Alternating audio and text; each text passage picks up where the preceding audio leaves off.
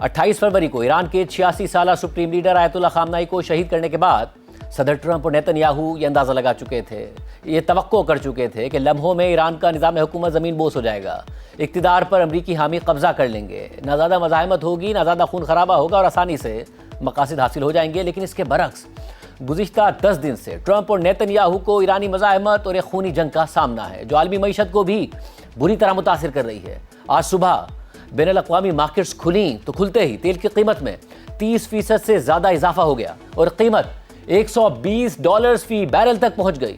$120 फी barrel से तेल की कीमत उस वक्त गिरी जब एक रिपोर्ट में G7 मुमालिक के हवाले से इस बात का इंदिया दिया गया कि जब तक मशरिक़ वस्ता से तेल की सप्लाई मुतासिर रहेगी तो ये मुमालिक अपने इमरजेंसी ज़खायर में से मार्केट में तेल की सप्लाई करेंगे। अब भी ब्रेंट क्रूड $100 फी बैरल की सतह पर मौजूद है, जिससे दुनिया भर में मजीद महंगाई का तूफान आएगा। दुनिया भर की तरह पाकिस्तान ने भी मुमकिना बहरान से निमटने के लिए इमरजेंसी इक़दाम का ऐलान किया है, मगर हुकूमत के इक़दाम पर सवाल उठ रहा है कि इसमें से मुतअद्दिद इक़दाम अलामती हैं और अखराजात कम करने का जो ऐलान अब से थोड़ी देर पहले वज़ीर आज़म ने किया है, इस पर सवाल उठ रहा है कि इनमें से मुतअद्दिद इक़दाम पहले क्यों नहीं किए गए।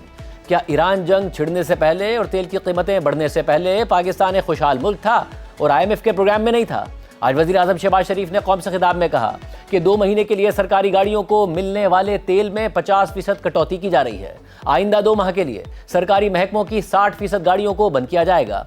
2 महीने के लिए वुज़रा, मुशीर और मुआविनीन खुसूसी तनख्वाहें नहीं लेंगे। अरकान पार्लियामेंट की तनख्वाहों में से 25% कटौती की जाएगी। इसी तरह 3 लाख से ज़ायद तनख्वाह लेने वाले अफसरान की 2 दिन की तनख्वाह काटी जाएगी।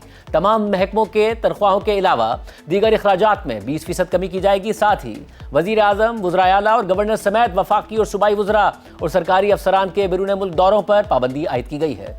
टेली कॉन्फ्रेंसिंग और ऑनलाइन इजलास को तरजीह दी जाएगी। सरकारी शाइयों और अफ्तार पार्टियों पर मुकम्मल पाबंदी होगी। सरकारी और निजी महकमों में इंतहाई ज़रूरी सर्विसेज को छोड़कर 50% स्टाफ घर से काम करेगा। हफ्ते में सिर्फ 4 दिन दफातर खुलेंगे, यानी एक इजाफी छुट्टी दी जा रही है। लेकिन बैंक्स, सनत और ज़राअत के शोबों पर इसका इतलाक नहीं होगा। स्कूल्स को रवा हफ्ते के आखिर से 2 हफ्ते की छुट्टियां दी जा रही हैं और आला तालीम के तमाम इदारों में फौरी तौर पर ऑनलाइन क्लासेस का इजरा किया जा रहा है।